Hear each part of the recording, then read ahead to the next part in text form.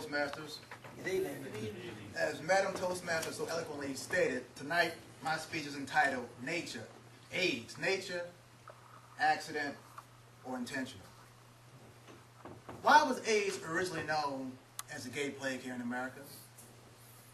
Is AIDS merely a freak accident of nature caused by an African green monkey virus?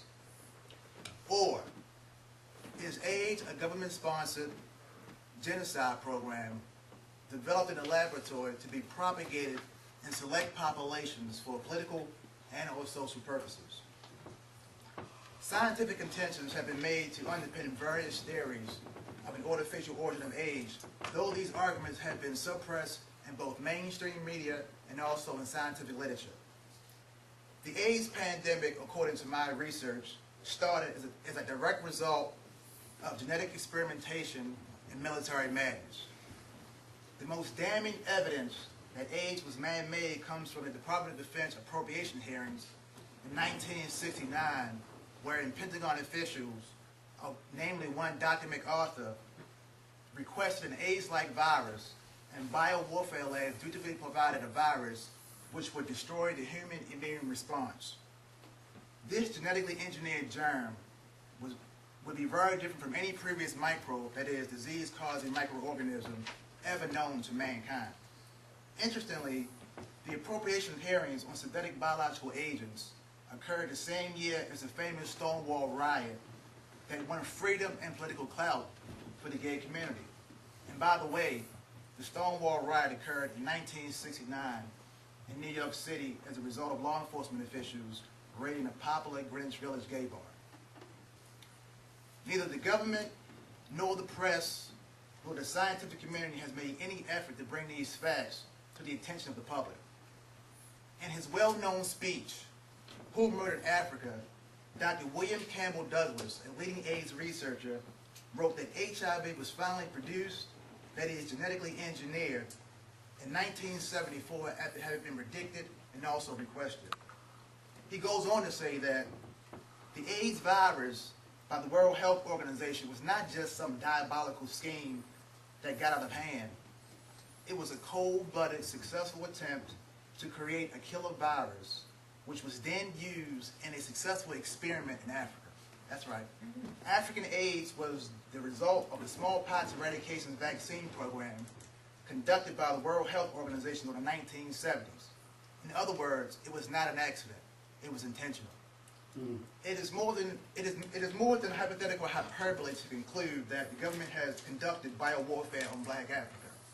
It is a fact.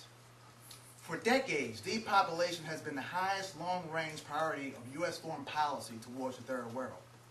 Henry Kissinger, before he left his National Security Advisory post in 1974, wrote in his National Security Memorandum 200, look it up, entitled Implications of Worldwide Population Growth for U.S. Security, Implications of Worldwide Population Growth for U.S. Security and Overseas Interests.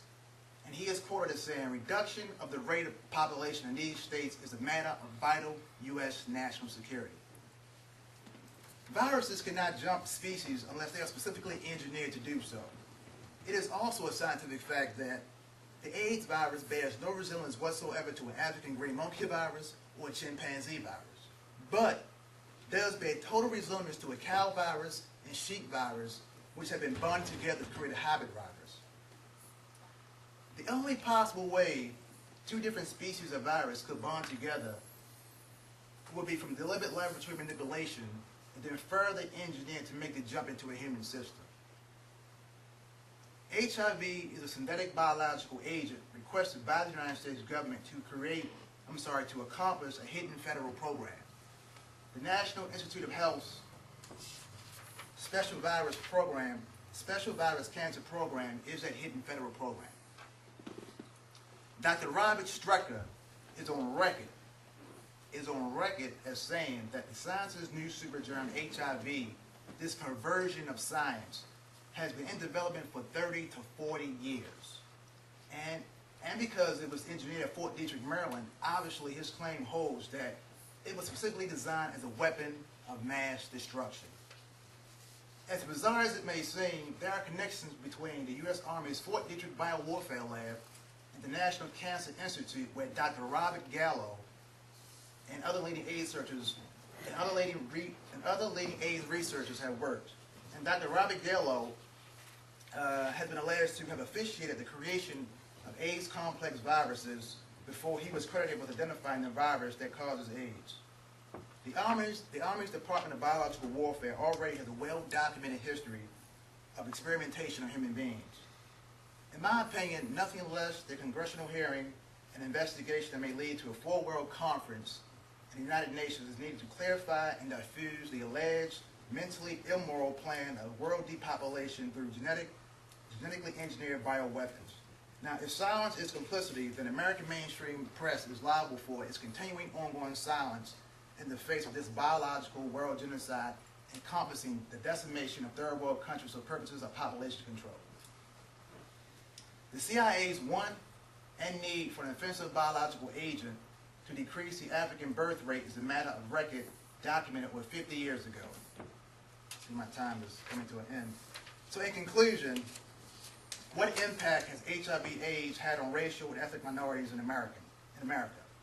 According to the CDC, racial and ethnic minorities have been disproportionately affected by HIV/AIDS since the beginning of the epidemic, and minority Americans now represent both the majority of new AIDS cases and of Americans living with AIDS.